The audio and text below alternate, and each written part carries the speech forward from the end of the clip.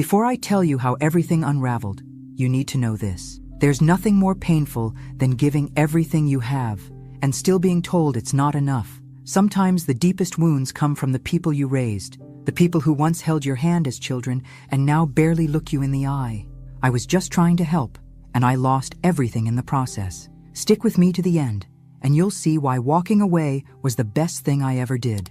Don't forget to subscribe to the channel and comment where you're watching from.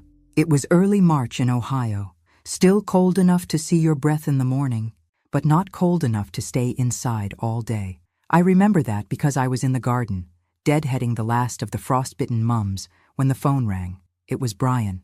His voice was soft, almost too careful. "Hey, Mom, how are you doing?" I hadn't heard from him in over 3 weeks.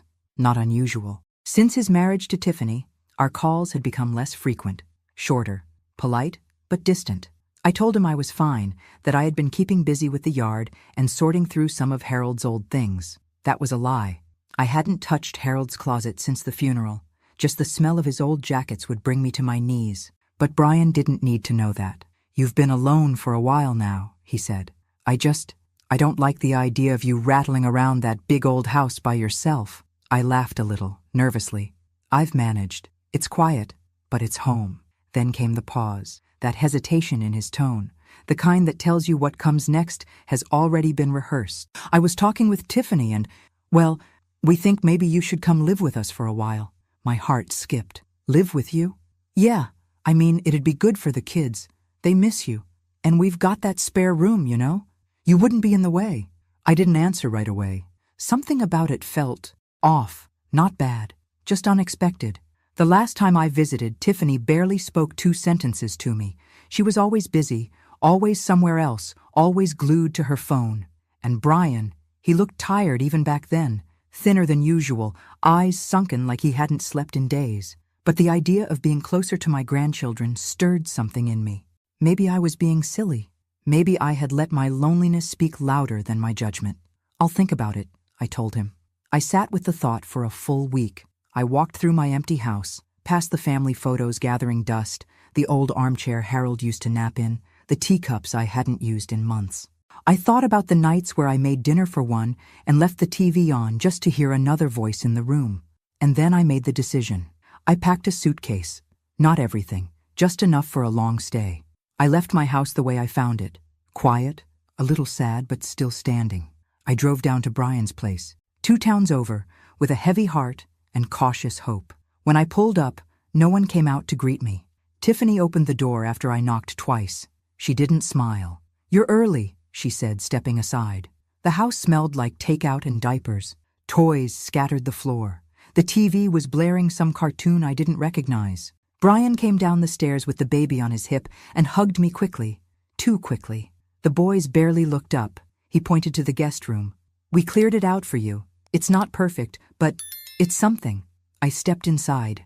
It wasn't cleared out. There were boxes everywhere, a broken lamp in the corner, and an air mattress instead of a bed.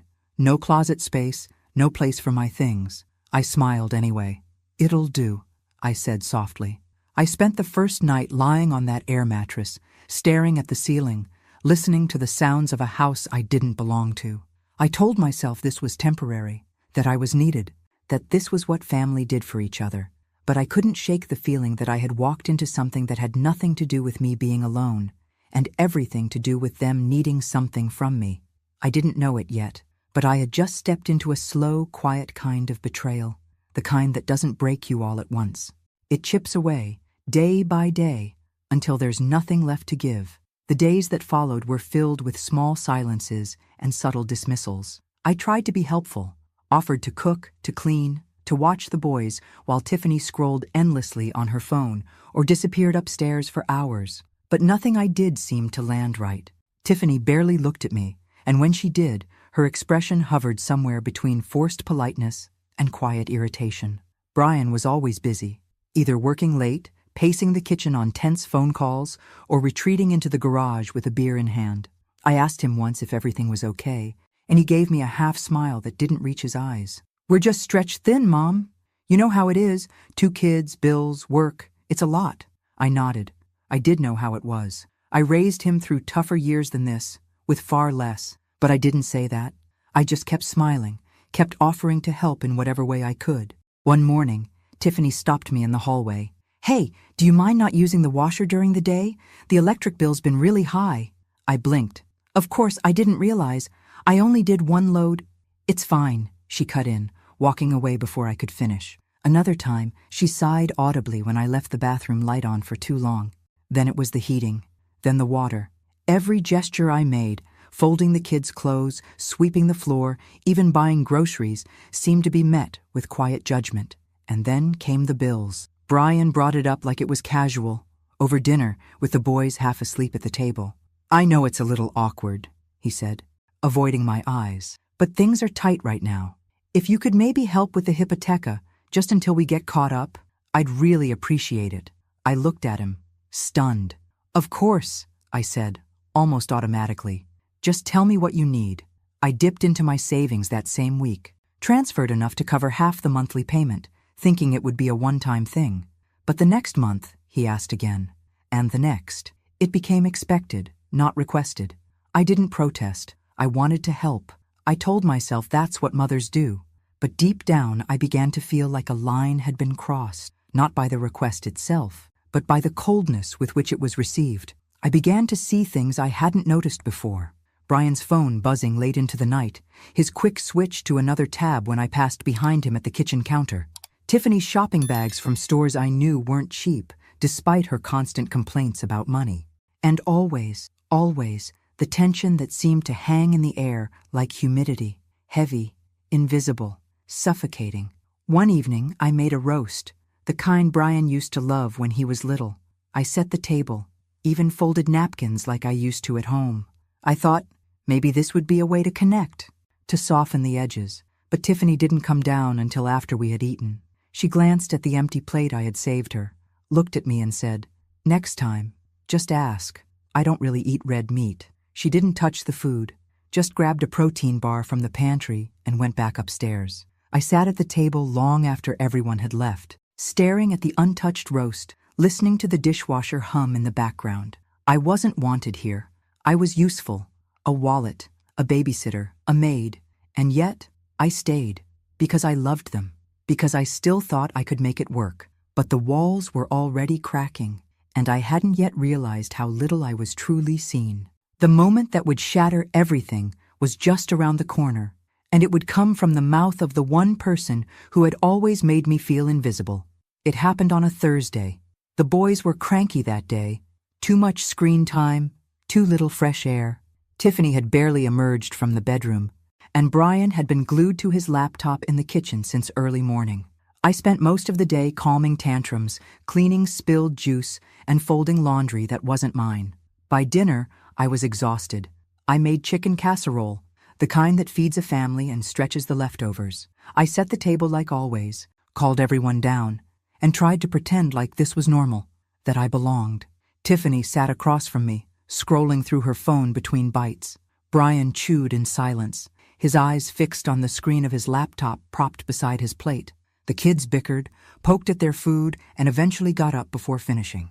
Trying to make conversation, I said gently, "You know, if we all sat together more often for meals, maybe the boys would eat better." Tiffany didn't look up. Brian cleared his throat. "We're just a little overwhelmed, Mom."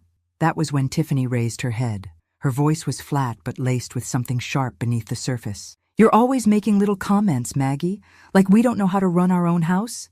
I blinked. "I didn't mean it like that. She cut me off, setting her fork down with a loud clink. "You do a lot of talking for someone who doesn't actually contribute enough to be making suggestions." The words landed like a slap. The air seemed to leave the room. Brian didn't say anything. He just looked down at his plate. I stared at them both, frozen. My hands trembled under the table. I opened my mouth to respond, but nothing came out, because in that moment, I realized something I had been denying for weeks. I wasn't part of this family. I was a burden dressed up as a helper, a placeholder until they could breathe again, someone to use, not someone to honor. I got up without finishing my meal, took my plate to the sink, rinsed it in silence. My heart thudded in my chest as I walked down the hallway into the makeshift room they had cleared for me. I sat on the edge of the air mattress and stared at the floor for a long time. That night, I didn't sleep. I thought of all the years I held Brian through storms of emotion, of the nights I went hungry to feed him, of the sacrifices I made without ever being asked. And now I was not contributing enough. After paying half their hypotheca, cooking their meals, cleaning their house, loving their children, I still wasn't enough. By morning, something inside me had shifted. The silence at breakfast was thick. Tiffany avoided my eyes. Brian acted like nothing had happened. I didn't speak. I couldn't, not without crying, and I wouldn't give them that. So I went back to the guest room, zipped up my suitcase, and began folding the few clothes I had taken from my real home, the one I should have never left. Then I saw it, outside the bedroom door, propped against the hallway wall, my suitcase, already packed, already waiting, as if they knew, as if this had been decided for me the moment Tiffany spoke those words. A part of me cracked, but another part, the deeper part, hardened. I was done. They didn't know it yet, but they were about to lose more than just their housekeeper, their unpaid nanny, their emergency fund. They were about to lose the one person who would have done anything to protect them, and I would make sure they felt every inch of that loss. I didn't say goodbye. I wanted to the boys at least, but I couldn't bring myself to wake them. They were innocent in all of this. They didn't choose to treat me like I was disposable, but I knew if I saw their sleepy eyes and little hands reaching for one more hug, I wouldn't be able to leave. So I didn't. I left a note on the kitchen counter. Just one line, written in the neat cursive I learned in Catholic school. Thank you for having me. I carried my suitcase out the front door just after sunrise. No one noticed. No one stopped me. Brian didn't come down the stairs. Tiffany didn't peek from the bedroom. The silence of that house confirmed everything I already knew. As I drove away, the road ahead blurred through tears I tried not to shed, not because I regretted leaving, but because I regretted ever thinking I belonged. I pulled into my own driveway just past 8. The house stood like a forgotten promise, a little sagging, a little dusty, but still mine, still waiting for me. I opened the front door and was hit with the smell of old air and time, the kind of silence that echoed. I walked room to room, touching the furniture like it might disappear under my fingers. My wedding photo with Harold was still on the fireplace mantel. Our bed was still made, the last sheets he slept on still neatly folded. My slippers were exactly where I'd left them, and suddenly I felt foolish for leaving it, for thinking I could find comfort anywhere else. Before unpacking, I sat at the kitchen table and opened my banking app. I scrolled to the automatic transfers, the ones I'd set up to cover part of Brian and Tiffany's hypotheca. I stared at them, heart pounding. Then I pressed cancel, each one. Click, click, click. And then I sat there for a long time, listening to the silence settle around me like a blanket. That afternoon I got a text from Brian. Hey, just wanted to check if you made it home okay. I didn't reply. 2 hours later, another message. I know things got weird, but maybe we could talk soon. Still, I said nothing. By nightfall, the phone rang. I let it go to voicemail. No apology, no acknowledgement of Tiffany's words, just concern that his safety net had walked out the door. I heated up a frozen meal and sat at my own table for the first time in months. I didn't eat much, but I swallowed every bite with the kind of pride I hadn't tasted in years. They thought they could dismiss me like I was an old couch too worn to be useful, but they'd made one mistake. They thought I would stay quiet. They had no idea what losing me would cost them, and I was only beginning to realize the value they'd overlooked. The next time I heard from them, it wouldn't be a casual check-in. It would be a desperate cry for help. The first week back home felt like waking up from a long, aching dream. I cleaned every room, top to bottom, not because it needed it, but because I needed it. I needed to reclaim the space, to remind myself that I existed outside of their expectations, that I had a life before I became their solution. But even with the windows open and the sun warming the hardwood floors, the silence was heavy. I missed the boys, their laughter, their tiny hands tugging at my sleeve. I missed their messy questions and unexpected hugs. I didn't miss Tiffany's glares or Brian's passivity, but the kids, that hurt. A few days later, I bought them a gift. I know what you're thinking. They didn't deserve it. Maybe not, but the boys did. They had no idea what their parents had done, no idea what had been said behind closed doors or what it felt like to be discarded by your own son. So I ordered 2 new iPads, preloaded them with educational games and drawing apps, and added a soft leather case to each, navy blue for Jake, forest green for Liam. I wrapped them carefully, wrote a handwritten note, and paid extra for overnight delivery. The note said, "Even when I'm far away, I'm always right here. Love." Grandma! No response came from Brian. No text, no thank you. Nothing from Tiffany, of course, but I knew they received the packages. I had tracking confirmation. A week later, I saw the boys on Tiffany's Instagram story. They were playing on the iPads, grinning ear to ear. Tiffany hadn't tagged me, hadn't mentioned me, but I saw the smiles. That was enough for now. Then came the silence again. I busied myself with puzzles and books and long walks around the block. I didn't cry, not out loud, but every time I passed the hallway where Harold's coat still hung, I felt my throat tighten. And then one night, out of nowhere, I woke up with a strange pit in my stomach. Something told me to check my finances. I hadn't thought much about it since canceling the transfers, but I logged into my bank anyway and found nothing out of the ordinary. What did catch my eye, though, was an email alert from 2 months prior. One I hadn't opened in the chaos of moving. It was from my bank. A notification of a large withdrawal Brian had made, money that hadn't gone to the hypotheca. My heart raced. I dug deeper, pulled old statements. I wasn't sure what I was looking for, but I knew something was wrong. The numbers didn't add up. There were repeated charges for a company I didn't recognize, something with a vague name. I Googled it. It was a gambling site. I stared at the screen, stunned. Over a dozen charges, spread out over weeks, hundreds of dollars each time, sometimes days apart, all while I was under their roof, all while he was telling me how tight things were, while he let his wife belittle me, while I paid his bills. It hit me like a punch to the gut. He didn't just use me, he lied to me, not just by omission, but with full knowledge that he was funneling my money into a hole he couldn't crawl out of. And worse, he didn't even ask for help. He hid it, buried it under fake politeness and long silences. That night, I sat in the living room, lights off, the blue glow of the computer screen casting shadows on the walls. I thought of every time I believed I was helping him, supporting him, saving him, and realized he was letting me drown myself to keep his head above water.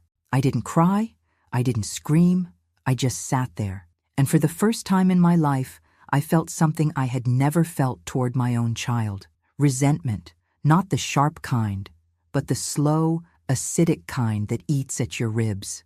The kind that comes from knowing your love was weaponized. And I knew in that moment, nothing would ever be the same between us again. The next morning, I woke up changed. I didn't feel like myself, not the version of me that used to excuse, to soften, to look the other way. I felt sharper, colder, like something inside had finally snapped back into alignment after years of being dislocated. I didn't text Brian. I didn't confront him. What was the point? He'd just deny it, minimize it, blame stress or Tiffany or life. I knew how that dance went. I'd watched Harold do it with his own secrets more times than I care to count.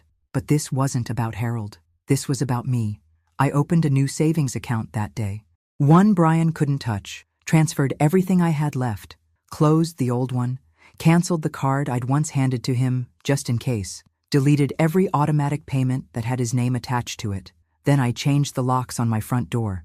It was dramatic. I knew that, but it felt right, like a ritual, sealing the space between the woman I used to be and the woman I was becoming. The calls started a week later. First, it was just Brian, casual check-ins, just wanted to say hi. Miss the boys? But I heard the edge in his voice, the tension. He wasn't just calling to chat. Then the questions came. Hey, did the bank call you? Something weird happened with my account. I think there's been a mistake with the hypotheca. Did you maybe forget to... I didn't answer. Let every call go to voicemail. The texts started stacking up like unpaid bills. Tiffany says you changed your number? Are you okay? You've been acting strange. Can we just talk? Please. No, we couldn't. I watched from a distance as the cracks in their perfect little house deepened. Tiffany started posting fewer photos. When she did, her smile looked tired, forced. The kids' clothes looked older, the backgrounds more cluttered. The tone changed. I could tell. The money was drying up. Then came the real sign, the one that hit me like a vindication I didn't even know I wanted.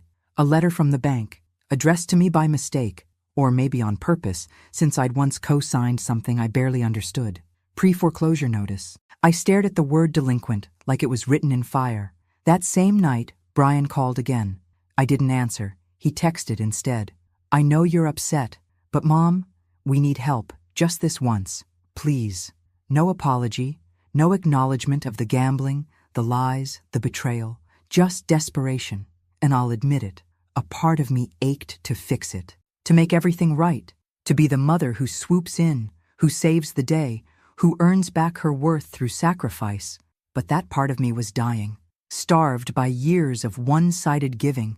Instead, I sat down and wrote a letter, not to Brian, not to Tiffany, to myself. I listed everything I'd given, every bill I'd paid, every favor, every ride, every meal, every sacrifice. Then, beneath it, I wrote, and still, it wasn't enough. That sentence stared back at me like a verdict. It was the truth, and finally, I was done trying to rewrite it. They were about to learn what life looked like without me, and I was about to learn what life looked like when I chose me first. I disappeared. Not physically. I was still in my home, still walking the same streets, still buying my groceries at the same corner store.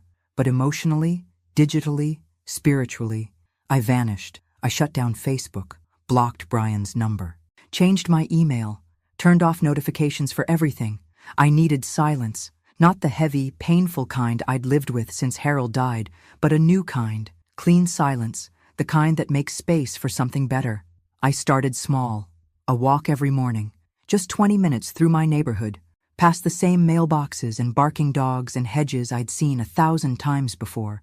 But now, with different eyes, the air felt colder, crisper, like it had more truth in it, like it could cut through denial.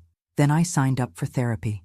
Not because I was broken, though maybe I was, but because I needed someone to talk to who wouldn't try to manipulate me, guilt me, or demand anything from me. I cried through the first 3 sessions. I hadn't cried in front of another human being in years. I told her everything. About Harold's quiet selfishness, about Brian's distance, about Tiffany's disdain, about the time I overheard Tiffany mocking my clothes to a friend on speakerphone, about the meals they didn't thank me for, about the way Brian used to call me Mama when he needed something, and Ma when he didn't want to talk, about how I'd paid for his childhood, his college, his first car, his wedding suit, and now his hypotheca, unknowingly fueling his addiction while being told I wasn't enough. My therapist didn't say much, but she looked at me, really looked, and somehow, that was everything. I pulled my old sewing machine out of the attic next. I hadn't touched it since before Harold got sick, back when I used to make costumes for school plays, Halloween outfits for Brian, pillows for the church bazaar. I dusted it off, oiled the joints, and started stitching again. At first, it was just mending. Old towels, worn shirts. But soon, I was making tote bags, aprons, custom baby blankets. I set up an online store. Nothing big, nothing flashy, just mine. And people bought them. Strangers sent me thank you messages, asked for more, paid full price, told me my stitching reminded them of their own grandmothers. For the first time in years, I was valued, not as a mother, not as a helper, not as a wallet, but as me. One afternoon, I opened a new journal. The pages were crisp, untouched. I wrote across the first line in thick, black ink. I am not a burden. I am not invisible. I am not disposable. And beneath that, I am a woman who deserves peace. It became my mantra. I didn't tell anyone what I was doing. I didn't need to, because slowly, I was becoming someone I hadn't been in a very long time. Not just someone who survived, but someone who thrived. And meanwhile, the world I'd left behind was starting to crack. I didn't hear from Brian for over 3 weeks.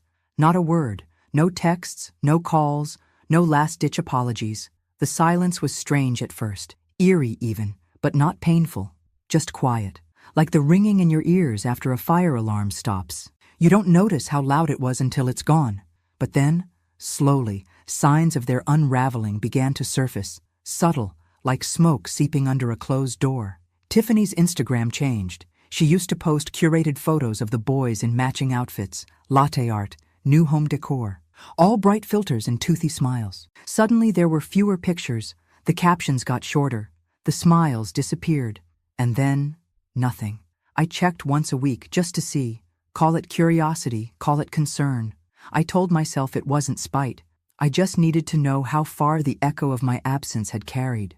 One afternoon, While scrolling through the local neighborhood app, I saw a listing. Gently used sectional sofa. Must pick up. Urgent. It was their couch. I recognized the throw pillows. A week later, brand name handbags for sale. DM for details. Then came the car. Tiffany's SUV, the one she refused to let anyone else drive, was gone from the driveway in the background of a photo someone else had posted. In its place, a dented old sedan. Their image was fading, the polish stripped away. The next time I went into town, I saw Brian at the grocery store, alone. He didn't see me, or maybe he pretended not to. He was wearing the same hoodie I'd sewn a patch onto 3 winters ago. His cart had generic cereal, frozen pizza, baby wipes, no steaks, no wine, no organic anything. He looked tired, pale, hollow. I watched him from behind a display of canned soup, and for one fragile second, something in me wanted to walk up to him, say hello, ask how the boys were, offer to help. But then I remembered Tiffany's voice, crisp and cutting.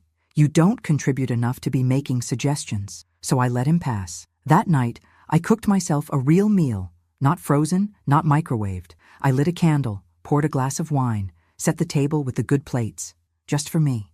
The house was warm, safe, peaceful, and then, on Christmas Eve, a knock at the door. I wasn't expecting anyone. I peeked through the window, no car in the driveway. A delivery box sat on my porch, large, wrapped in brown paper. Inside were 2 smaller packages, one addressed to Grandma, the other to Mimi, the nickname Liam had started calling me when he was still learning to speak. My breath caught. Inside, the same iPads I had sent them weeks ago, carefully wrapped again. But now they had been decorated. Stickers, glitter. One of them had a note written in big childish handwriting. We miss you. Merry Christmas. Come back soon. I sat on the floor and wept, not for Brian, not for Tiffany, for the children, for what they were caught in, for what they didn't understand.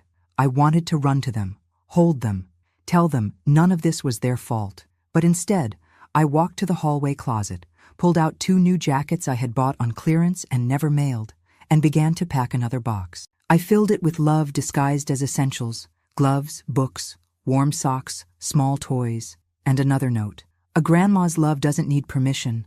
It's always yours. I dropped it at the post office the next morning. No return address, no expectation, just love with boundaries. Because they had to learn. I wouldn't disappear, but I also wouldn't be their foundation anymore. They would have to rebuild it themselves. Christmas came and went in a way I hadn't experienced in years. Quiet, still, mine. I decorated the tree alone, hung Harold's favorite ornament near the top, and lit a single candle by his photo on the mantel. I didn't cook a feast, just baked my mother's cinnamon bread, the one she used to make on snowy mornings, and let the scent fill the house. There was no shouting, no chaos, no scrambling to impress guests who didn't care. There was only peace, but even peace has its shadows. I missed the boys, missed the sound of their laughter bouncing off the walls, the way Jake would curl into me on the couch like a cat, the way Liam would try to say words too big for his mouth. I wondered what kind of Christmas they were having. The answer came a few days later, wrapped in Instagram silence and one text from Brian. Hope you had a good holiday, Mom. No, we missed you. No, the boys asked about you. Just that one cold sentence. But I already knew what kind of holiday they'd had. You could see it in the absences. No Christmas photos, no matching pajamas, no decorated tree. And then I saw it, a local classifieds post on the day after Christmas. Urgent, looking for part-time babysitting. Flexible hours, must be reliable. Background check required. The poster was Tiffany. My heart squeezed and swelled at the same time. They needed help, not a handout, not anymore. They needed support, structure, stability, things I had once provided like clockwork, like breath, without ever being thanked for. I could have called, I could have reached out, but I didn't. Instead, I did something else. I sent another package to the boys, this one carefully thought out. Inside, warm winter coats, handmade scarves, new books, and small wooden toys, but also something extra. 2 framed photos, one of me with Jake, another with Liam, taken the last time we had made cookies together. The smiles were real in those, the joy was whole, and then one final envelope, addressed to Brian and Tiffany. Inside, a card. On the front, a watercolor painting of a tree losing its leaves. On the inside, handwritten in pen, Love isn't alone, respect isn't optional, and help isn't forever. No signature, no threats, just the truth. Days passed, then a week. Then, one afternoon, my doorbell rang. I opened it to find a box on my porch. No return label. Inside, wrapped in brown paper and Scotch tape, the 2 photo frames. Returned. But the coats and books were gone. And on the back of the card I had sent, a new line had been added in Brian's handwriting. "We understand. We'll figure it out." I stood there for a long time, holding the card, heart thudding. He was starting to get it. Not fully. Not yet. But the cracks were turning into reflection. The next step would be painful. For him, for her, for the boys. But I wouldn't interfere. Sometimes love means stepping back far enough for them to fall, so they finally learn how to stand. The call came on a Tuesday evening. I was folding laundry, the humdrum kind of chore that fills silence without drawing attention to itself. My phone buzzed across the counter. I almost didn't answer, but something in me said to. Brian's voice was hoarse, like he hadn't slept. "Mom," he said, "please, I need to see you." There was no bitterness in his tone, no guilt-tripping, just something I hadn't heard in years. Honesty. I didn't say yes. I didn't say no. I just told him I'd be home the next day if he wanted to stop by. At p.m., I heard the sound of tires on my gravel drive. I peeked out the window and saw his car.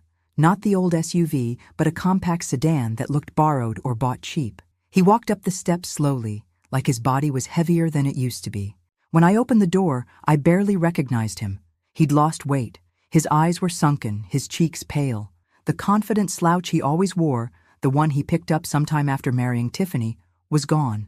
In its place was something raw, stripped. "Can I come in?" he asked. I hesitated, just for a second, then stepped aside. He sat on the edge of the couch like it might reject him, held his hands in his lap, wringing them. "I messed up," he said. "You don't need to say it. I already know."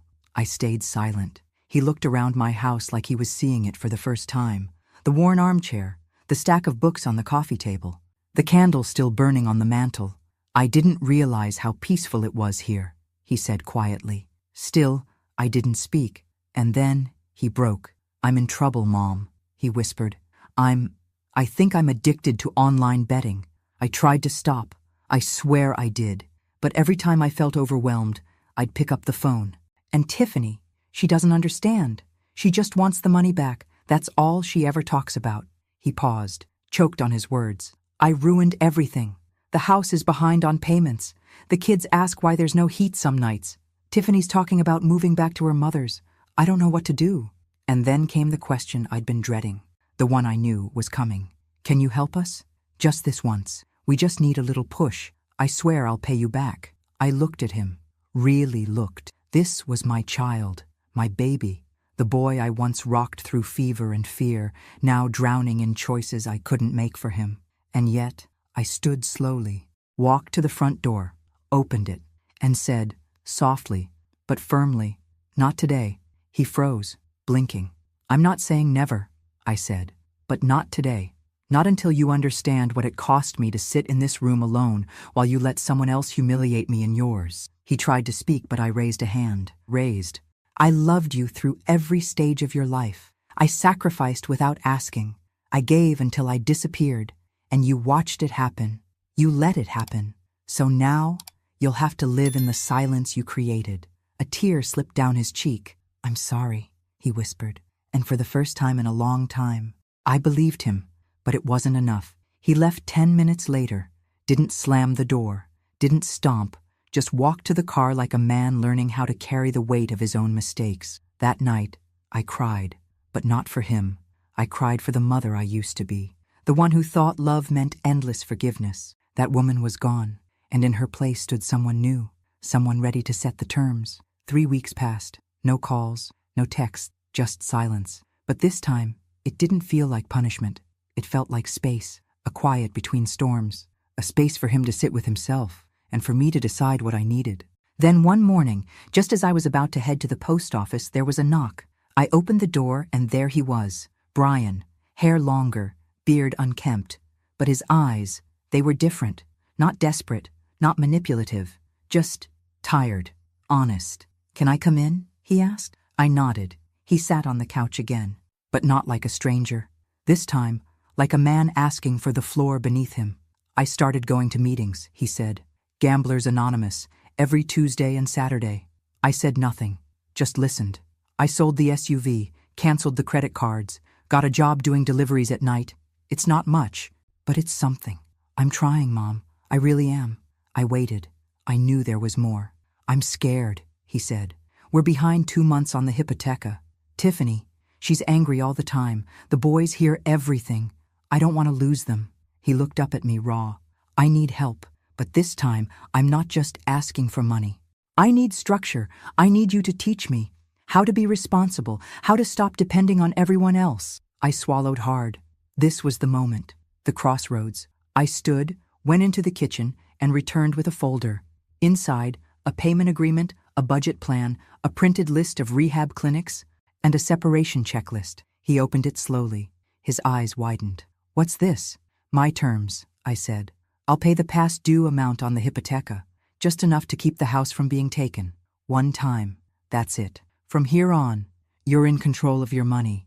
I'll help guide you if you show up. But if you miss one therapy session, one group meeting, if I catch one charge on your account from a betting site, I won't, he cut in. I didn't flinch. If you want this help, I said, you also separate your finances from Tiffany. Completely. No joint accounts, no shared cards. You handle your side. She handles hers. He hesitated.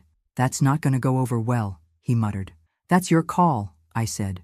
But if you stay tangled in her chaos, I'm out. His eyes darted back to the folder, the agreement, the checklist. His hands trembled. And then he nodded. Okay. And just like that, I saw something shift. Not forgiveness, not resolution, but accountability. We shook hands. He signed the papers. We set weekly check-ins. My rules, my timing. And then he stood to leave. At the door, he turned to me. I never realized how much I leaned on you until you stepped away. I smiled faintly. That's the thing about leaning, I said. It works until the person holding you up finally steps aside. He left in silence. I locked the door behind him, and for the first time in years, I felt like I'd won something, not by saving someone else, but by saving myself. One chapter left, and they still had one final lesson to learn. The weeks that followed were quieter than I expected. Not peaceful, not yet, but quieter. The air was still thick with tension, but there was a sense of anticipation, the kind you feel right before a storm breaks. You can sense the pressure, the weight of something big about to change. Brian kept his word mostly. He showed up for meetings. He stuck to his budget plan. Slowly, painstakingly, he started to untangle himself from the mess he'd made. But it wasn't perfect. Nothing ever is. I could see the strain in his eyes, the way his hands still trembled when he checked his bank account. He wanted to trust again, but trust was a currency he'd spent, and it wasn't coming back easily.